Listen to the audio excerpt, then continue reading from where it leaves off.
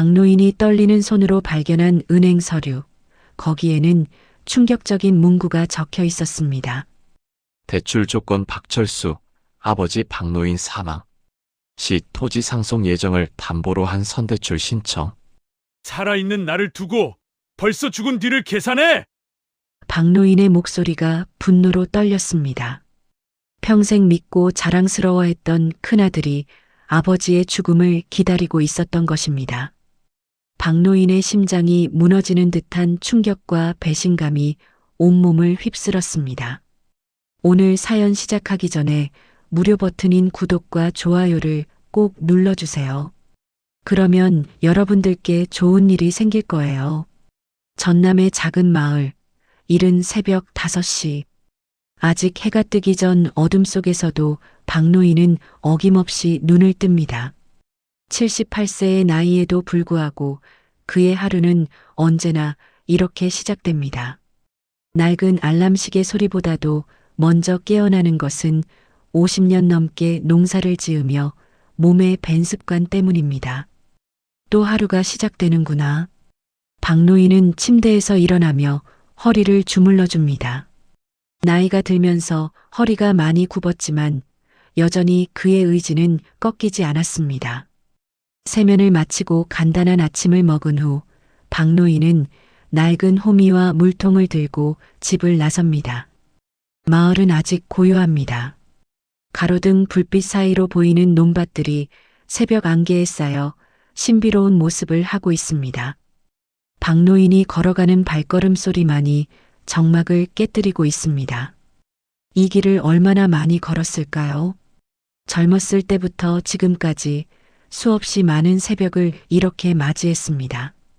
밭에 도착한 박노인은 호미를 땅에 꽂으며 깊은 숨을 들이마십니다. 흙 냄새가 코끝을 스칩니다. 이 냄새는 그에게 가장 친근하고 소중한 향기입니다. 오늘도 부탁한다. 내 땅아. 박노인은 마치 오랜 친구에게 인사하듯 땅에게 말을 겁니다. 이 땅은 박노인의 평생이자 전부였습니다. 25살에 결혼해서 아내와 함께 일구기 시작한 이 밭에서 두 아들을 키우고 가족을 부양해 왔습니다. 비가 와도 눈이 와도 아파도 이 땅을 지켜왔습니다. 그래서 이 흙 한 줌 한 줌이 모두 소중합니다. 해가 떠오르자 마을이 조금씩 깨어나기 시작합니다. 멀리서 닭 우는 소리가 들리고 이웃 할아버지들도 하나둘씩 밭으로 나오는 모습이 보입니다. 박 형님, 오늘도 일찍 나오셨네요. 옆밭의 김할아버지가 손을 흔들며 인사합니다. 그래야지, 농사가 어디 쉬운 일이가. 박노인도 미소로 화답합니다. 오전 시간 동안 박노인은 묵묵히 호미질을 계속합니다. 허리가 아파도 무릎이 시려도 손은 멈추지 않습니다. 이것이 그의 인생이었습니다. 성실함과 근면함으로 일관해온 삶이었습니다. 그리고 이런 아버지의 모습을 보고 자란 두 아들들을 생각하면 가슴이 뿌듯해집니다. 큰아들 박철수는 올해 52살로 어려서부터 공부를 정말 잘했습니다. 박노인은 철수가 책을 읽는 모습을 보면 대견했습니다. 우리 철수는 달라.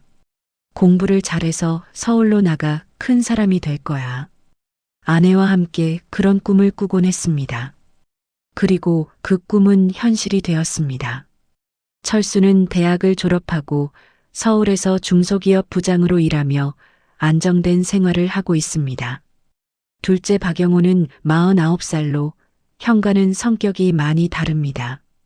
공부보다는 손으로 만드는 일을 좋아했고 성격도 온순하고 착했습니다. 어려서부터 동네 할머니들 심부름을 도맡아 하고 아픈 동물이 있으면 정성스럽게 돌봐주는 아이였습니다. 지금은 택배 기사로 일하며 경제적으로는 넉넉하지 못하지만 성실하게 살아가고 있습니다. 점심시간이 되어 박노인은 밭 한쪽 그늘에서 도시락을 꺼내 먹습니다. 아내가 해주던 김치와 밑반찬들이 그립지만 이제는 혼자서 모든 것을 해결해야 합니다. 하지만 불평하지 않습니다. 이것도 삶의 일부라고 받아들입니다. 내가 평생 가꿔온 이 땅, 나중에 아이들에게 물려줄 수 있어서 다행이야. 박노인은 마음속으로 생각합니다. 비록 많은 재산은 아니지만 성실하게 일궈온 이 땅이 아들들에게는 소중한 유산이 될 것입니다. 특히 큰아들 철수가 성공해서 자랑스럽고 둘째 영호도 비록 가난하지만 착하게 살고 있어서 마음이 놓입니다. 오후에도 박노인은 계속 일합니다. 나이가 들어 예전만큼 힘이 나지는 않지만 그래도 할 수 있는 만큼은 해야 한다고 생각합니다. 이 땅이 자신을 먹여 살렸듯이 자신도 이 땅을 끝까지 돌봐야 한다는 책임감을 느낍니다. 저녁 무렵 석양이 마을을 황금빛으로 물들입니다. 박노인은 하루 일을 마치고 집으로 돌아가는 길에 마을을 둘러봅니다. 이웃들이 마당에서 저녁 준비를 하고 아이들이 골목에서 뛰어노는 평화로운 풍경이 펼쳐집니다. 내 손으로 일군 땅이니까 그래도 자식들 잘 살아가니 된 거지. 박노인은 만족스러운 미소를 지으며 하루를 마무리합니다. 평화로운 일상이 흘러가던 어느 날 박노인에게 예상치 못한 소식이 찾아왔습니다. 마을 보건소에서 정기 건강검진을 받던 중 의사 선생님의 표정이 심각해지는 것을 느꼈습니다. 박 어르신, 검사 결과가 좀 안 좋게 나왔네요. 큰 병원에서 정밀 검사를 받아보셔야겠습니다. 며칠 후 박노인은 떨리는 마음으로 시내 종합병원을 찾았습니다. 검사실을 오가며 여러 검사를 받는 동안 마음은 점점 무거워졌습니다. 그리고 마침내 진료실에서 의사로부터 청천벽력 같은 소식을 듣게 되었습니다. 심장 판막에 문제가 있으십니다. 수술을 받으셔야 해요. 비용은 대략 700만 원 정도 예상됩니다. 의사의 말이 귓가에 맴돌았습니다. 700만 원. 박노인에게는 천문학적인 금액이었습니다. 평생 농사 지으며 모은 돈으로도 턱없이 부족한 액수였습니다. 집으로 돌아온 박노인은 며칠 동안 잠을 이루지 못했습니다. 수술을 받지 않으면 언제 어떻게 될지 모른다는 의사의 경고가 머릿속을 떠나지 않았습니다. 아이들에게 말해야 하나 말지 말아야 하나. 고민 끝에 박노인은 큰아들 철수에게 전화를 걸기로 결심했습니다. 떨리는 손으로 전화기를 들고 철수의 번호를 눌렀습니다. 신호음이 몇 번 울린 후 철수의 목소리가 들려왔습니다. 아버지, 무슨 일이세요? 철수의 목소리는 평소와 다름없이 바빠 보였습니다. 철수야, 아버지가 수술을 받아야 한단다. 박노인은 목소리가 떨렸습니다. 심장 수술인데 비용이 좀 많이 든다. 700만 원 정도 된다는구나. 아버지 혼자서는 감당하기가 어려워서 조금만 도와다오. 전화기 너머로 잠시 침묵이 흘렀습니다. 그리고 철수의 차가운 목소리가 들려왔습니다. 아버지, 요즘 회사 사정도 안 좋고 나도 여유가 없어요. 게다가 아이들 교육비에 집 대출금까지 정말 어렵습니다. 박노인은 가슴이 먹먹해졌습니다.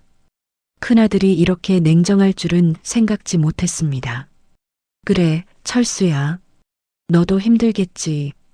아버지가 알아서 해볼게. 박노인은 실망감을 감추며 전화를 끊었습니다.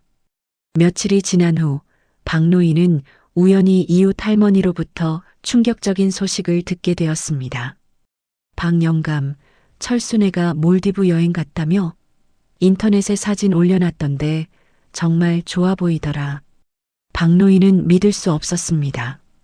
며느리 김미숙이 운영하는 소셜미디어 계정을 확인해 보니 정말로 몰디브 고급 리조트에서 찍은 사진들이 올라와 있었습니다. 철수와 미숙이 샴페인 잔을 들고 환하게 웃고 있는 모습, 수영장에서 여유롭게 휴식을 취하는 모습들이 연이어 나타났습니다.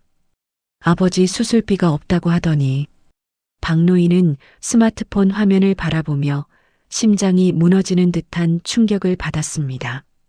몰디브 여행비만 해도 수백만 원이 들 텐데 아버지의 생명이 달린 수술비는 없다고 했던 철수의 모습이 겹쳐졌습니다. 박노인은 침대에 주저앉았습니다. 평생 믿고 자랑스러워했던 큰아들이 이럴 줄은 꿈에도 생각하지 못했습니다. 내가 이 아이를 잘못 키운 건가? 자책감과 배신감이 밀려왔습니다. 그날 밤 박노인은 잠을 이루지 못했습니다. 창밖으로 보이는 별들을 바라보며 생각에 잠겼습니다. 아내야, 내가 어떻게 해야 할까? 큰아들이 이렇게 변할 줄 몰랐어.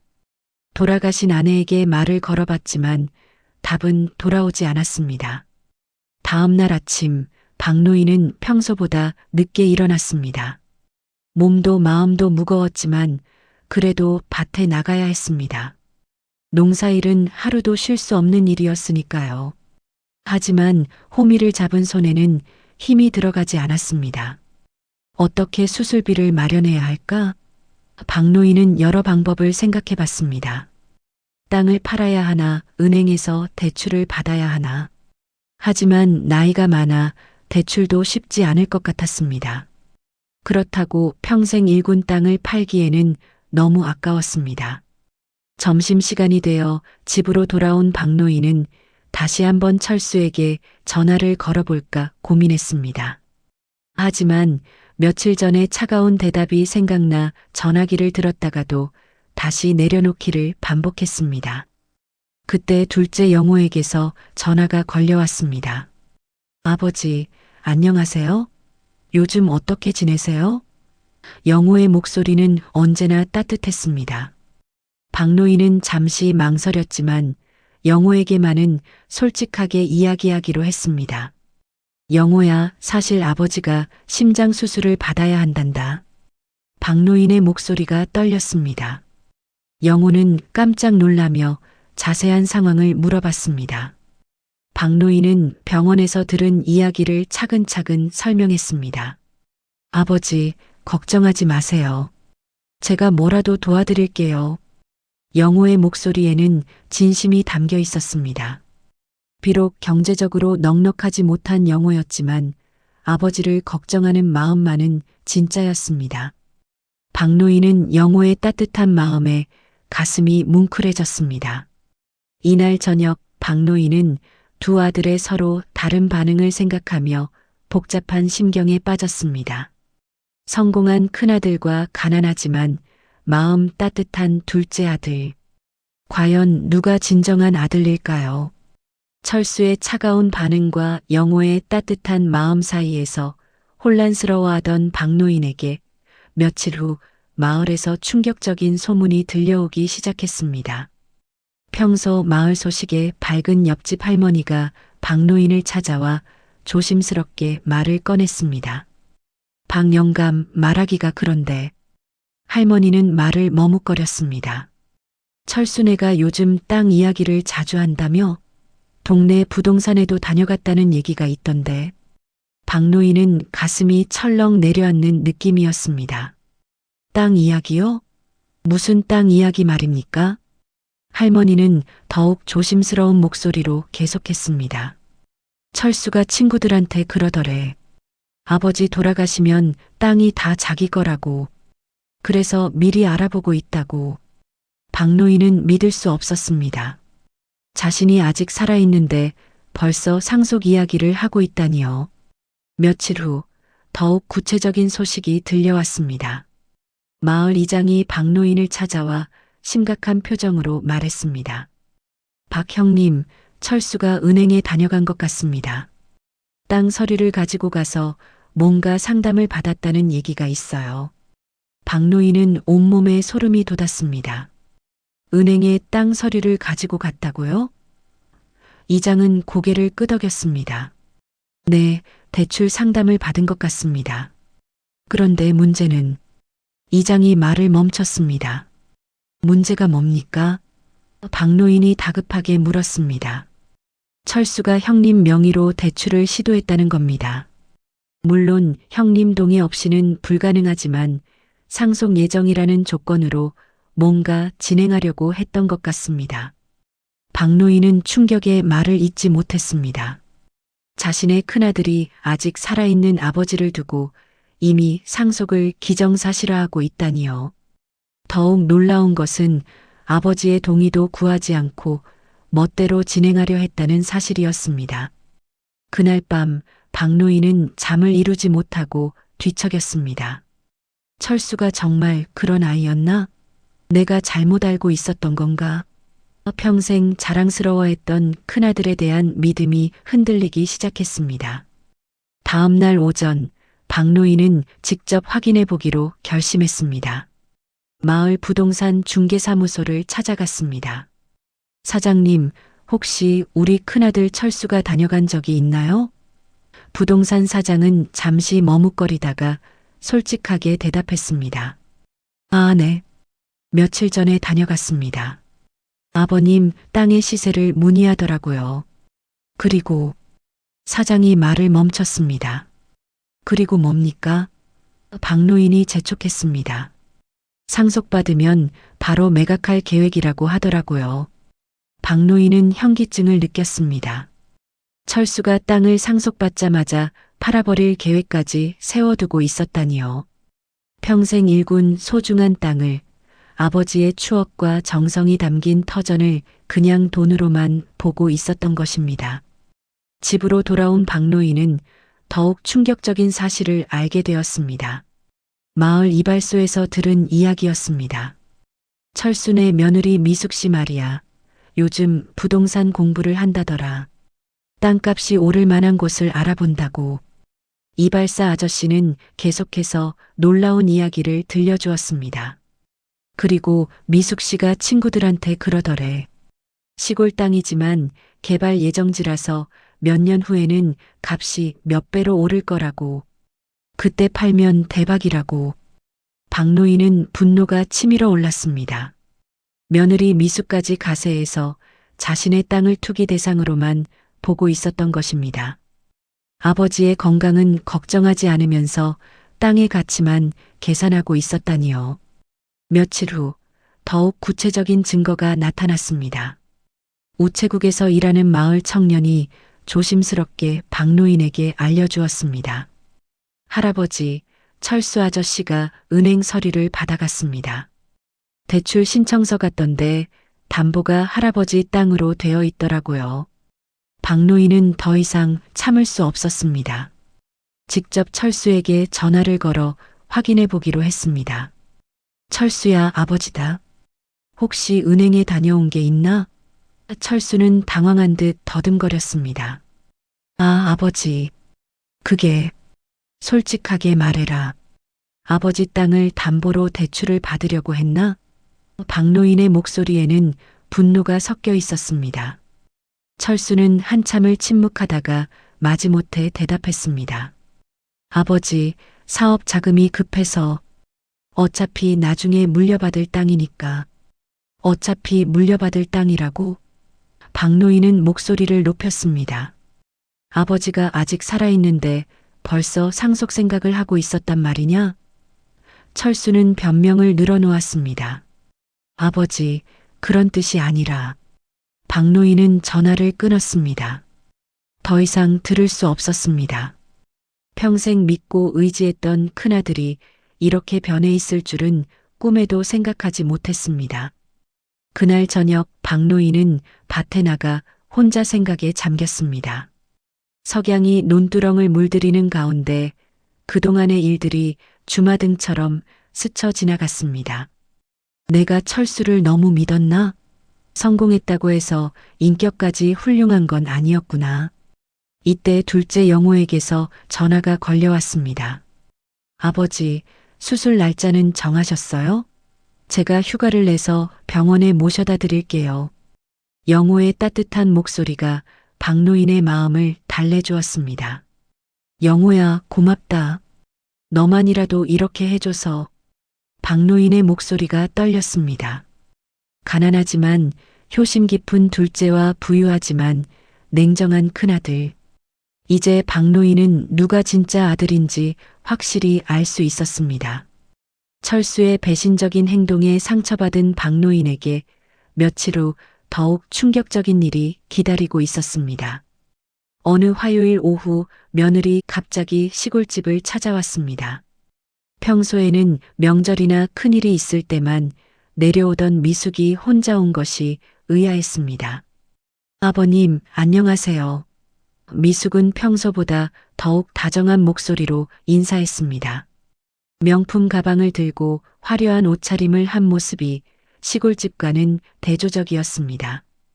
어머, 아버님 혼자 계시네요. 철수 오빠는 회사 일로 바빠서 못 내려왔어요. 박노인은 며느리의 갑작스러운 방문이 수상했습니다. 미숙아, 무슨 일로 혼자 내려왔나? 미숙은 애써 밝은 표정을 지으며 대답했습니다. 아버님께 중요한 말씀이 있어서 왔어요. 잠시 앉아서 이야기해요. 거실에 앉은 미숙은 차근차근 말을 꺼내기 시작했습니다. 아버님, 사실 철수 오빠가 요즘 스트레스를 많이 받고 있어요. 회사 일도 힘들고 경제적으로도 압박이 심해서. 박노인은 며느리의 말을 조용히 들었습니다. 그래서 말인데 아버님 딱 말이에요. 미숙이 본격적으로 본론을 꺼냈습니다. 어차피 나중에는 철수 오빠가 상속받을 땅이잖아요. 그럼 지금부터 저희가 잘 관리해드리는 게 어떨까요? 박노인은 눈썹을 찌푸렸습니다. 잘 관리해준다는 게 무슨 뜻이냐? 미숙은 더욱 적극적으로 설명했습니다. 아버님 연세도 많으시고 농사일도 힘드시잖아요. 저희가 전문 관리업체에 맡겨서 효율적으로 운영하면 수익도 더 좋아질 거예요. 그리고 아버님 병원비 문제도 있으시잖아요. 미숙의 목소리에 계산적인 톤이 섞였습니다. 땅을 담보로 해서 필요한 자금을 마련하시는 게 좋을 것 같아요. 물론 저희가 모든 절차를 도와드릴게요. 박노인은 며느리의 진짜 속셈을 알 수 있었습니다. 겉으로는 아버지를 걱정하는 척하지만 실제로는 땅을 차지하려는 의도가 명백했습니다. 미숙아, 그 땅은 내가 평생 일군 소중한 터전이다. 함부로 남에게 맡길 수는 없어. 미숙의 표정이 순간 굳어졌다가 다시 억지로 웃음을 지었습니다. 아버님, 저희가 남이에요? 가족이잖아요. 그리고 어차피 철수 오빠 것이 될 땅인데 미리 준비하시는 게 좋지 않을까요? 박노인은 며느리의 뻔뻔한 태도에 화가 났지만 참았습니다. 미숙아, 나는 아직 죽지 않았다. 내 땅을 내 마음대로 하겠다. 미숙은 실망한 표정을 숨기지 못했지만 포기하지 않고 계속 설득하려 했습니다. 며느리가 돌아간 후 박노인은 마음이 무거웠습니다. 큰아들도 모자라 며느리까지 자신의 재산만 노리고 있다니요. 그날 저녁 마을 이웃들과 만날 기회가 있었는데 거기서 더욱 충격적인 이야기를 듣게 되었습니다. 박영감, 미숙 씨 요즘 어디서 돈이 생겼나 봐. 옆집 할머니가 조심스럽게 말했습니다. 백화점에서 자주 보인다던데 비싼 옷이며 가방이며 막 사더라고. 다른 할머니도 거들었습니다. 맞아요.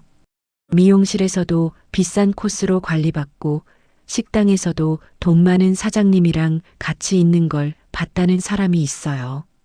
박노인은 깜짝 놀랐습니다. 돈 많은 사장님이요? 할머니들은 수군거리며 더 자세한 이야기를 해주었습니다. 네, 건설회사 사장이라던데요. 미숙 씨가 그분이랑 자주 만난다는 소문이 있어요. 그리고 미숙 씨가 친구들한테 그러더래요. 곧 큰 돈이 들어올 거라고. 땅 투자를 했는데 대박이 날 거라고.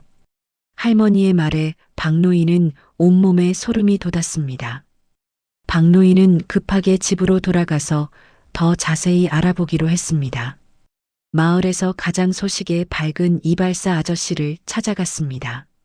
사장님, 우리 며느리 미숙이에 대해서 혹시 들은 얘기가 있나요? 이발사는 주위를 둘러보더니 목소리를 낮췄습니다. 박영감, 조심해서 하는 말인데요. 미숙 씨가 요즘 수상해요. 건설회사 김 사장이랑 자주 만나는데 그분이 미숙 씨한테 사업 자금을 대주고 있다는 얘기가 있어요. 사업 자금요? 박노인이 되물었습니다. 이발사는 계속 설명했습니다. 네, 미숙 씨가 그 돈으로 부동산 투자를 한다는 거예요.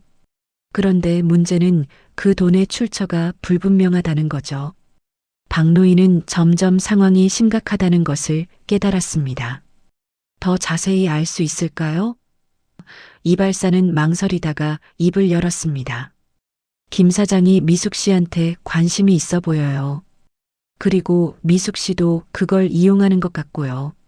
며칠 후 더욱 구체적인 증거가 나왔습니다.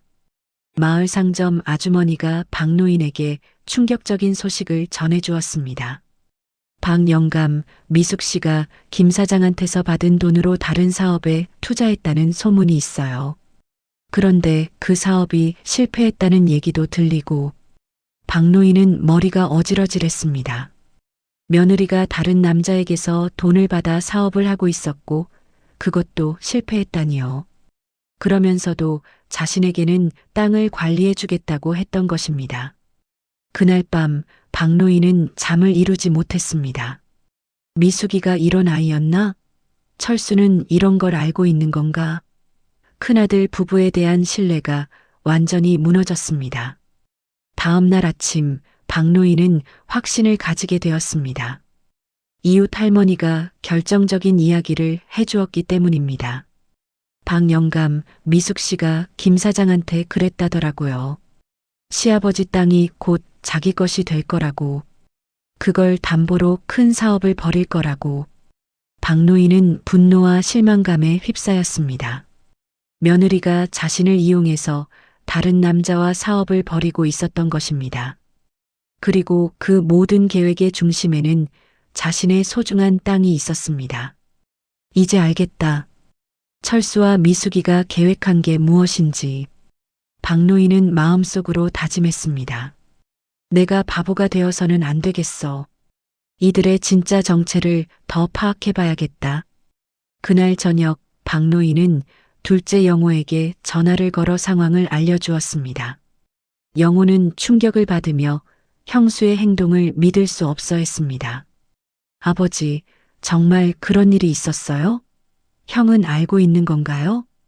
박노인은 깊은 한숨을 쉬었습니다. 모르겠다, 영호야. 하지만 이제 내가 어떻게 해야 할지 알겠어. 며느리의 두 얼굴을 확실히 본 박노인은 앞으로 어떤 선택을 해야 할지 마음을 정하기 시작했습니다. 며느리 미숙의 두 얼굴을 확인한 박노인은 며칠 동안 깊은 고민에 빠져 있었습니다. 수술 날짜가 다가오고 있었지만 마음은 점점 복잡해져만 갔습니다. 그러던 중 병원에서 수술 전 입원을 하라는 연락이 왔습니다. 수술 전날 박노인은 집안 정리를 하기 위해 오랫동안 들여다보지 않았던 서랍을 열어보고 있었습니다. 중요한 서류들을 정리하던 중 우연히 한 통의 편지 봉투를 발견했습니다. 발신인 주소를 보니 큰아들 철수가 다니는 회사 근처의 은행이었습니다. 이게 뭐지? 박노인은 의아해하며 편지를 열어보았습니다. 그런데 그 안에 들어있던 서류를 보는 순간 박노인은 온몸이 떨리기 시작했습니다. 그것은 철수가 은행에 제출한 대출 신청서 사본이었고 거기에는 충격적인 내용이 적혀 있었습니다. 대출 조건 박철수, 아버지 박노인 사망 시 토지 상속 예정을 담보로 한 선대출 신청. 박노인은 눈을 의심했습니다. 아직 살아있는 자신을 두고 벌써 사망을 전제로 한 대출을 신청했다는 것입니다. 더욱 충격적인 것은 대출 금액이었습니다. 무려 3천만 원. 그리고 대출 사유란에는 사업 확장 자금이라고 적혀 있었습니다. 박노인은 서류를 읽으며 손이 부들부들 떨렸습니다. 살아있는 나를 두고 벌써 죽은 뒤를 계산해? 박노인의 목소리가 분노로 떨렸습니다. 더욱 가슴 아픈 것은 대출 신청서 하단에 적힌 메모였습니다. 상속 확정 시 즉시 토지 매각 예정. 예상 매각가 5천만 원. 박노인은 의자에 주저앉았습니다.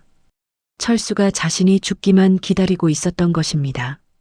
그것도 단순히 상속을 받는 것이 아니라 받자마자 바로 팔아버릴 계획까지 세워두고 있었습니다. 서류를 더 자세히 살펴보니 은행 상담사의 필기 내용도 보였습니다. 고객 요청사항 상속 진행 시 신속한 현금화 가능한 대출 상품 안내 요청. 철수가 얼마나 구체적으로 계획했는지를 보여주는 증거였습니다. 그때 전화벨이 울렸습니다. 철수에게서 걸려온 전화였습니다. 아버지, 내일 수술이시죠? 걱정되네요.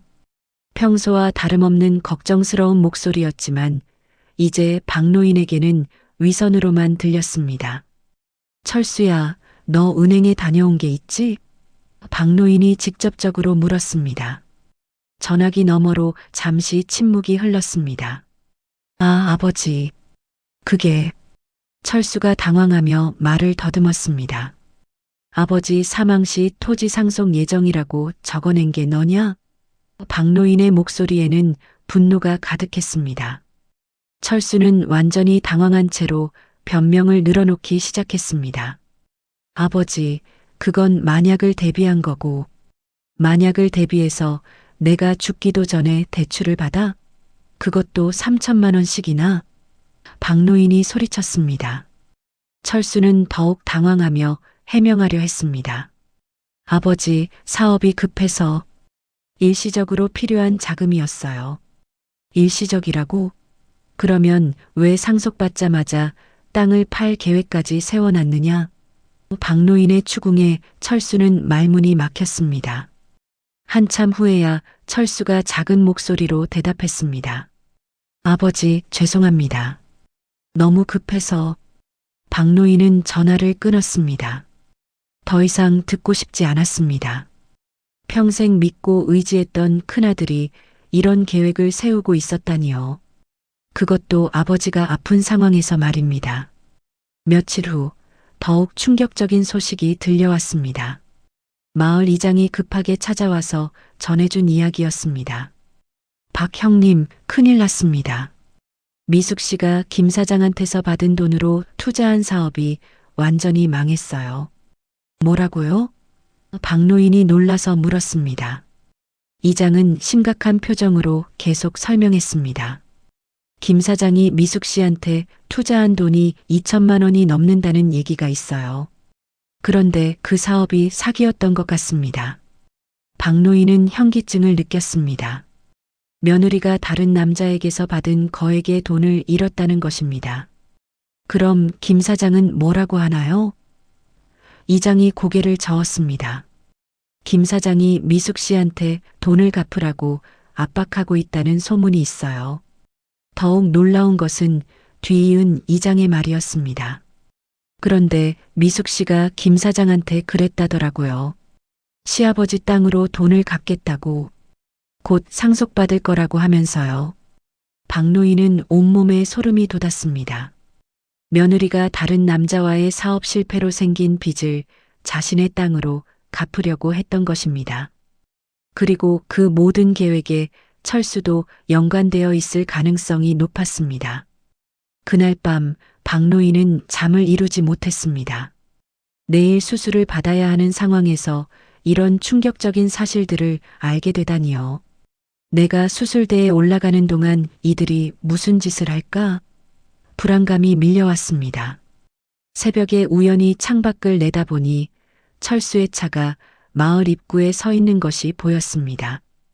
하지만 철수는 집으로 오지 않고 누군가와 통화를 하고 있었습니다. 박노인은 조심스럽게 밖으로 나가 들어보았습니다. 여보, 아버지 수술이 내일인데 잘 되면 좋겠어. 철수가 전화로 누군가와 이야기하고 있었습니다. 만약 수술이 잘못되면, 아니, 그런 생각하면 안 되지. 하지만 준비는 해둬야 해. 박노인은 충격을 받았습니다. 철수가 자신의 수술 실패를 은밀히 기대하고 있는 것 같았습니다. 더욱 충격적인 것은 이어진 철수의 말이었습니다. 땅 서류는 준비해뒀고 부동산 중개업체도 연락해뒀어. 일사천리로 진행할 수 있을 거야.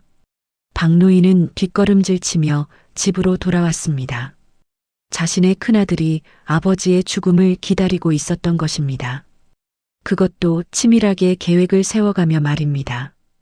다음 날 아침 병원으로 가기 전에 박노인은 중요한 결심을 했습니다. 더 이상 이들에게 속아서는 안 되겠다는 생각이었습니다. 내가 살아서 돌아오면 이 모든 것을 정리해야겠다. 병원으로 가는 길에 둘째 영호가 함께 동행했습니다. 아버지, 걱정하지 마세요. 수술 잘 되실 거예요. 영호의 진심 어린 걱정과 철수의 계산적인 태도가 너무나 대조적이었습니다. 영호야, 아버지가 만약 무슨 일이 생기면. 박노인이 말을 꺼내려 했지만 영호가 손을 잡으며 말했습니다. 아버지, 그런 말씀 마세요. 아무 일 없을 거예요. 제가 끝까지 지켜드릴게요. 박노인은 영호의 따뜻한 손을 잡으며 생각했습니다. 내가 이 아이에게 땅을 물려줘야겠다. 철수에게는 한 평도 주지 않겠어. 수술실로 들어가기 전 박노인의 마음속에는 확고한 결심이 자리 잡았습니다. 박노인의 심장 수술은 다행히 성공적으로 끝났습니다. 수술 후 회복실에서 눈을 뜬 박노인이 가장 먼저 본 것은 둘째 영호의 걱정스러운 얼굴이었습니다. 아버지, 정신 차리셨어요? 수술 잘 끝났습니다. 영호의 목소리에는 안도감이 가득했습니다. 영호야, 고맙다. 내가 여기 있어줘서. 박노인은 약한 목소리로 말했습니다. 영호는 하루 택배 일을 마치고 밤새 병실을 지켰던 것입니다. 피곤한 기색이 역력했지만 아버지가 깨어나자 환한 미소를 지었습니다. 며칠이 지나도 큰아들 철수는 병원에 나타나지 않았습니다. 간혹 전화로 안부를 묻기는 했지만 직접 얼굴을 보이지는 않았습니다. 회사 일이 너무 바빠서 시간을 낼 수가 없어요라는 것이 철수의 변명이었습니다. 반면 영호는 매일 병원을 찾았습니다. 하루 종일 택배 일을 하고 저녁이 되면 병원으로 달려와서 아버지를 돌봤습니다. 아버지, 오늘 죽 끓여왔어요. 병원 음식만 드시면 심심하실까 봐서요. 영호가 정성스럽게 준비한 음식을 내밀었습니다. 박노인은 영호의 정성에 감동했습니다. 경제적으로는 넉넉하지 못하지만 아버지를 생각하는 마음만큼은 진짜였습니다. 영호야, 내가 일하느라 힘들 텐데 매일 이렇게 와줘서 미안하다. 박노인이 미안해하자 영호가 손을 흔들었습니다. 아버지, 무슨 말씀이세요? 당연한 일이죠. 아버지가 아프신데 제가 돌보지 않으면 누가 돌봐드려요? 영호의 말에는 진심이 담겨 있었습니다. 박노인은 이런 영호를 보며 마음속으로 다짐했습니다. 이번 일주일째 되는 날, 박노인은 간병사 아줌마로부터 놀라운 이야기를 듣게 되었습니다. 할아버지, 큰아들분이 어젯밤에 몰래 다녀가셨더라고요. 할아버지가 주무실 때 잠깐 들렀다가 금고 있는 곳을 확인하고 가시던데요. 박노인은 깜짝 놀랐습니다. 금고를 확인했다고요? 간병사는 고개를 끄덕였습니다. 네, 병실 구석에 있는 작은 금고 말이에요. 뭔가 찾는 것 같더라고요. 그리고 간호사한테 할아버지 상태에 대해서 자세히 물어보시더라고요. 박노인은 불안해졌습니다. 철수가 자신이 의식을 잃었을 때를 틈타 무언가를 찾고 있었던 것입니다. 혹시 뭔가 가져간 건 없었나요? 간병사가 고개를 저었습니다. 아니에요. 그냥 확인만 하고 가셨어요.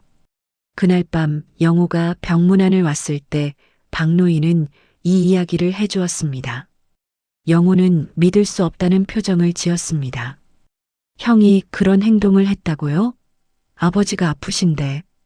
영호의 목소리에는 실망감이 섞여 있었습니다. 영호야, 사실 아버지가 너에게 해줄 이야기가 있다. 박노인은 그동안 알게 된 철수와 미숙의 행동들을 영호에게 자세히 털어놓았습니다. 땅을 담보로 한 대출 시도, 며느리의 불륜과 사업 실패, 그리고 자신의 죽음을 기다리는 듯한 태도까지 모든 것을 말했습니다. 영호는 충격을 받으며 말을 잇지 못했습니다. 아버지, 정말 그런 일이 있었어요? 형이 그렇게까지... 영호는 형에 대한 실망감을 감추지 못했습니다. 아버지, 너무 속상하셨겠어요. 박노인은 영호의 손을 잡으며 말했습니다. 영호야, 아버지가 이제 확실히 알겠다. 가난해도 마음은 부자인 게 따로 있구나. 내가 바로 그런 아이야. 영호의 눈가가 촉촉해졌습니다. 퇴원하는 날 영호가 아버지를 모시고 집으로 돌아갔습니다. 그런데 집에 도착해 보니 철수와 미숙이 와 있었습니다. 평소보다 심각한 표정을 하고 있었고 테이블 위에는 여러 서류들이 놓여 있었습니다. 아버지, 퇴원하셨네요. 몸은 좀 어떠세요? 철수가 인사했지만 목소리에는 어색함이 느껴졌습니다. 미숙도 억지로 미소를 지으며 인사했습니다. 아버님, 건강 회복하셔서 다행이에요. 박노인은 테이블 위의 서류들이 신경 쓰였습니다. 저 서류들은 뭐냐? 철수가 당황한 기색을 보이며 대답했습니다. 아, 이건 아버지 건강 관리를 위한 서류들이에요. 병원비 정산하고 앞으로 관리 방안을 정리한 거죠. 하지만 박노인이 자세히 보니 그 서류들은 토지 관련 문서들이었습니다. 토지 등기부등본, 감정평가서, 그리고 부동산 매매 관련 안내서까지 있었습니다. 철수와 미숙이 자신이 입원한 사이에 이미 준비해 놓았던 것입니다. 철수야, 이게 정말 병원비 정산 서류냐? 박노인이 직접적으로 물었습니다. 철수는 더욱 당황하며 변명했습니다.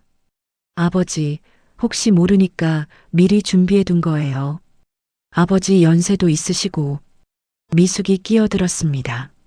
아버님, 저희가 도와드리려고 준비한 거예요. 아버님 혼자서는 관리하시기 힘드시잖아요. 하지만 박노인은 이들의 진짜 속셈을 알고 있었습니다. 그때 영호가 서류를 자세히 보더니 놀란 표정을 지었습니다. 형, 이게 뭐예요? 토지 매매 계약서 양식까지 있네요? 철수는 얼굴이 빨갛게 달아올랐습니다. 그건... 박노인은 더 이상 참을 수 없었습니다.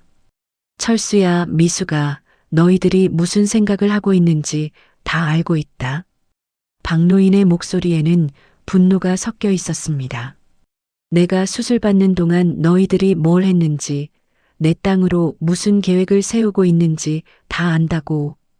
철수와 미숙은 당황해서 서로를 바라봤습니다. 박노인은 침실로 들어가 중요한 서류를 가져왔습니다. 바로 철수가 은행에 제출한 대출 신청서 사본이었습니다. 이것도 설명해봐라. 아버지 사망 시 상속 예정이라고 적어낸 게 너 아니냐? 철수는 완전히 당황한 채로 말문이 막혔습니다. 미숙도 얼굴이 하얗게 질렸습니다. 이제 모든 것이 드러난 상황에서 더 이상 숨길 수 없었습니다. 박노인은 마음을 굳게 먹었습니다. 내가 이 땅을 누구에게 맡겨야 할지 이제 확실히 알겠다. 영호는 무슨 일이 벌어지고 있는지 정확히 알 수는 없었지만 아버지의 결연한 표정에서 큰 변화가 있을 것임을 느꼈습니다. 박노인의 결연한 표정을 본 철수와 미숙은 당황했지만 여전히 상황을 모면하려고 했습니다.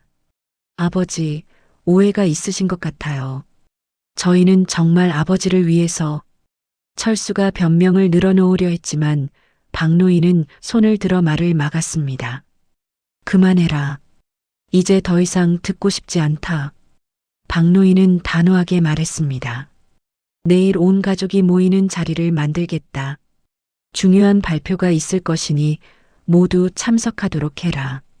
그날 밤 박노인은 잠을 이루지 못했습니다. 평생 일군 땅을 어떻게 처리할지에 대한 중대한 결정을 내려야 했기 때문입니다. 새벽까지 고민한 끝에 박노인은 마음을 정했습니다. 이제는 더 이상 미룰 수 없어. 확실하게 정리해야겠다. 다음 날 오후 박노인의 집 거실에는 온 가족이 모였습니다. 큰아들 철수와 며느리 미숙, 그리고 둘째 영호가 자리에 앉았습니다. 평소와 달리 무거운 분위기가 흘렀습니다. 철수와 미숙은 불안한 표정을 감추지 못했고 영호는 무슨 일이 벌어질지 궁금해했습니다. 박노인은 오래된 서류함에서 중요한 문서들을 꺼내 테이블 위에 놓았습니다.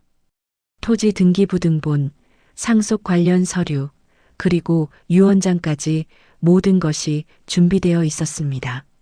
오늘 여러분에게 중요한 말씀을 드리려고 합니다. 박노인은 천천히 말을 시작했습니다.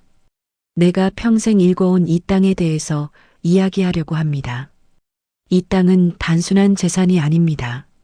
내 젊은 시절의 땀과 눈물이 스며 있고 여러분의 어머니와 함께 갖고 온 추억이 담긴 곳입니다. 철수는 아버지의 말을 들으며 불안해했습니다.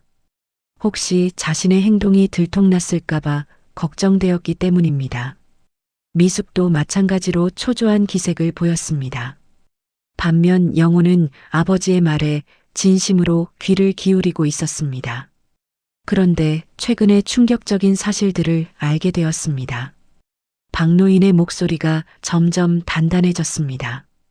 누군가가 아직 살아있는 나를 두고 이미 내 죽음을 전제로 한 계획을 세우고 있었습니다. 박노인은 철수가 은행에 제출한 대출 신청서를 꺼내 보였습니다. 철수야, 이게 내가 한 일이냐? 철수의 얼굴이 새하얗게 변했습니다. 아버지, 그건 제가 설명드릴게요. 설명할 것도 없다. 박노인이 철수의 말을 끊었습니다. 아버지 사망 시 토지 상속 예정을 담보로 3천만 원 대출을 신청했고 상속받자마자 즉시 매각할 계획까지 세워뒀다는 게 다 적혀 있구나. 영호는 충격을 받으며 형을 바라봤습니다. 형, 정말 그런 일을 했어요? 철수는 당황한 채로 변명했습니다. 영호야, 사업이 급해서 일시적으로 필요한 자금이었어. 일시적이라고? 박노인이 목소리를 높였습니다. 그러면 왜 몰디브 여행을 다녀왔느냐? 아버지 수술비는 없다고 하면서 수백만 원짜리 여행은 할 수 있었나? 미숙이 당황하며 변명했습니다. 아버님, 그건 회사에서 포상으로 준 여행이었어요. 박노인은 냉소적으로 웃었습니다. 포상으로 준 여행에서 샴페인을 마시며 사치를 부렸다는 말이냐? 박노인은 이어서 미숙의 행동에 대해서도 폭로했습니다. 그리고 미숙아, 너는 어떻게 설명할 거냐? 건설회사 김 사장과의 관계는 뭐고 그에게서 받은 2천만 원은 어디에 썼느냐? 미숙의 얼굴이 완전히 하얗게 질렸습니다. 아버님, 그건 사업 투자였어요. 박노인이 더욱 분노했습니다. 사업 투자? 다른 남자에게서 돈을 받아서 투자했다가 다 잃어버리고 그 빚을 내 땅으로 갚으려고 했다는 게 사업 투자냐? 영호는 믿을 수 없다는 표정으로 형수를 바라봤습니다. 형수, 정말 그런 일이 있었어요? 미숙은 말을 잇지 못하고 고개를 떨어뜨렸습니다. 박노인은 최종 선언을 위해 상속 서류를 손에 들었습니다. 나는 이제 최종 결정을 내리겠습니다. 거실의 분위기가 더욱 긴장감으로 가득 찼습니다. 철수야, 미숙아, 너희들이 그토록 원하던 내 땅 말이다. 박노인의 목소리가 떨렸습니다. 내가 평생 일군 땅, 너희들에게는 한 평도 주지 않는다. 상속은 완전히 취소다. 철수는 깜짝 놀라며 일어났습니다. 아버지, 그게 무슨 말씀이세요? 제가 큰아들인데. 박노인이 단호하게 대답했습니다. 큰아들이면 뭐하냐? 아버지를 아버지로 생각하지 않는데. 아버지, 저를 이렇게 배신하실 겁니까? 철수가 분노하며 소리쳤습니다. 박노인도 맞서며 대답했습니다. 배신? 누가 누구를 배신했는지 똑똑히 보거라. 그때 갑자기 현관문이 열리며 한 남자가 들어왔습니다. 정장을 입은 중년 남성이었는데 서류 가방을 들고 있었습니다. 실례합니다. 농협은행 대출상담팀 김 과장입니다. 모두가 놀라서 바라보는 가운데 은행 직원이 말을 계속했습니다. 박철수님이 신청하신 대출건에 대해서 조사 결과를 알려드리러 왔습니다. 그런데 중대한 문제가 발견되었습니다. 철수의 얼굴이 완전히 하얗게 변했습니다. 무슨 문제 말입니까? 은행 직원은 서류를 꺼내며 설명했습니다. 담보로 제시하신 토지의 소유권자 동의서가 위조된 것으로 확인되었습니다. 그리고 더 심각한 것은 은행 직원이 계속했습니다. 이미 다른 금융기관에서 같은 토지를 담보로 한 대출이 실행되었다는 점입니다. 이는 중복 담보 제공으로 명백한 사기 행위에 해당합니다. 거실이 순간 정적에 빠졌습니다. 철수는 완전히 당황한 채로 말을 잇지 못했습니다. 미숙도 마찬가지로 충격에 빠져 있었습니다. 영호는 무슨 일이 벌어지고 있는지 완전히 이해하지는 못했지만 심각한 상황이라는 것은 알 수 있었습니다. 은행 직원은 마지막으로 충격적인 사실을 공개했습니다. 그리고 박철수님께서는 이미 타 금융기관에서 받은 대출금을 개인 사업이 아닌 투기성 부동산 투자에 사용하셨습니다. 이로 인해 현재 채무 불이행 상태에 빠져 있습니다. 박노인은 이 모든 사실을 듣고 더욱 분노했습니다. 철수야, 이제 더 이상 변명할 수 있겠느냐? 철수는 완전히 무너진 채로 주저앉았습니다. 그동안 숨겨왔던 모든 것이 한순간에 드러났기 때문입니다. 은행 직원의 폭로로 모든 진실이 드러난 거실은 무거운 침묵에 잠겨 있었습니다. 철수는 소파에 주저앉은 채 고개를 들지 못했고 미숙은 얼굴이 새하얗게 질린 채 떨고 있었습니다. 은행 직원은 서류를 정리하며 마지막 통보를 했습니다. 박철수님, 이 사안은 금융사기에 해당하므로 관련 기관에 신고될 예정입니다. 그리고 현재 체납 중인 대출금에 대해서는 법적 조치가 취해질 것입니다. 은행 직원의 차가운 목소리가 거실에 울려 퍼졌습니다. 철수는 마지막 발악을 했습니다. 아버지, 제가 잘못했습니다. 하지만 저도 어쩔 수 없는 상황이었어요. 사업이 어려워서. 박노인은 철수를 차갑게 바라보며 말했습니다. 어쩔 수 없는 상황이라고? 그래서 아버지를 속이고 사기를 친 거냐? 미숙도 울먹이며 변명했습니다. 아버님, 저희도 막다른 길에 몰려서 그랬어요. 김 사장한테 빚을 져서 어쩔 수 없이. 박노인은 더욱 분노했습니다.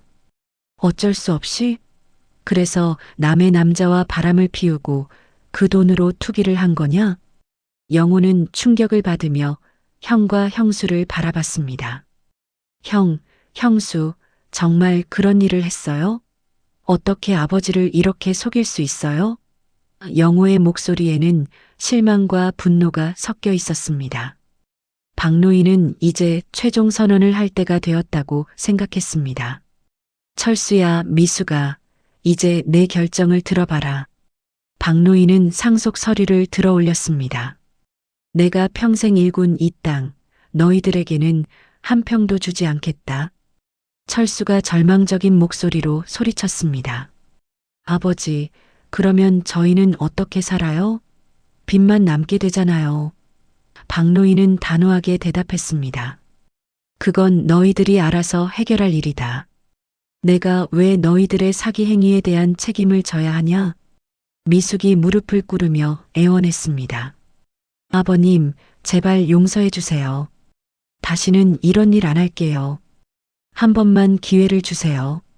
하지만 박노인의 마음은 이미 돌이킬 수 없을 만큼 단단해져 있었습니다. 기회? 너희들이 나에게 기회를 줬나? 박노인의 목소리가 떨렸습니다. 내가 아플 때 외면하고 내 죽음을 기다리며 재산만 노렸던 너희들이 지금 와서 기회를 달라고? 그때 박노인은 영호를 향해 돌아섰습니다. 영호야, 이리 와봐라. 영호가 아버지 앞으로 다가갔습니다. 박노인은 새로운 상속 서류를 꺼내며 말했습니다. 이 땅은 내가 가져라. 내가 진짜 아들이다. 영호는 깜짝 놀라며 손을 저었습니다. 아버지, 저는 그런 걸 바라지 않았어요. 그냥 아버지가 건강하시면 되는 거예요. 박노인은 영호의 손을 잡으며 따뜻하게 말했습니다. 영호야, 내가 바라지 않는다는 걸 안다. 그래서 더욱 너에게 주고 싶은 거야. 박노인의 목소리에는 확신이 가득했습니다. 가난해도 효심이 깊고 정직하게 살아가는 너야말로 이 땅의 진짜 주인이 될 자격이 있다. 철수와 미숙은 절망에 빠져 서로를 바라봤습니다. 그들의 모든 계획이 수포로 돌아간 것입니다. 은행 직원은 법적 절차를 진행하겠다고 통보하고 떠났고 이제 그들에게는 빚더미만 남았습니다. 며칠 후 철수와 미숙의 몰락은 더욱 가속화되었습니다. 김 사장은 미숙에게 빌려준 돈을 돌려달라며 법적 조치를 취했고 은행들도 연쇄적으로 대출금 회수에 나섰습니다. 그들이 그토록 자랑했던 화려한 생활은 하루아침에 무너졌습니다. 철수는 회사에서도 문제가 되어 결국 사직할 수밖에 없었습니다. 금융사기 연루 사실이 알려지면서 더 이상 직장을 유지할 수 없었던 것입니다. 미숙의 소셜미디어 계정도 조용해졌고 그들의 화려했던 일상은 흔적조차 찾을 수 없게 되었습니다. 마을 사람들도 철수와 미숙에게 등을 돌렸습니다. 아버지를 그렇게 배신하고도 부끄러운 줄 모르나? 효도는 못할 망정 사기까지 치다니. 마을에서의 평판도 완전히 땅에 떨어졌습니다. 반면 영호는 갑작스럽게 땅을 상속받게 되어 당황스러워했습니다. 아버지, 제가 이 소중한 땅을 잘 관리할 수 있을까요? 박노인은 영호를 다독이며 말했습니다. 걱정하지 마라.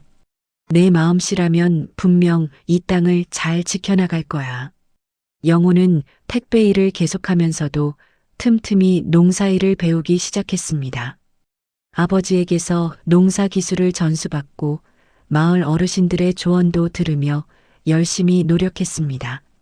아버지가 평생 가꿔온 땅이니까 저도 정성껏 돌봐야죠. 계절이 바뀌고 다시 가을이 찾아왔습니다.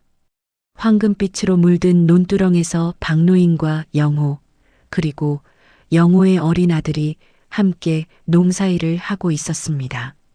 3대가 함께하는 평화로운 모습이었습니다. 할아버지, 이 벼가 언제 다 익어요? 손자가 호기심 가득한 목소리로 물었습니다. 박노인은 손자의 머리를 쓰다듬으며 웃었습니다. 곧 추수할 수 있을 거야. 그때 되면 우리 함께 별을 베자. 영호는 아버지와 아들을 바라보며 흐뭇해했습니다.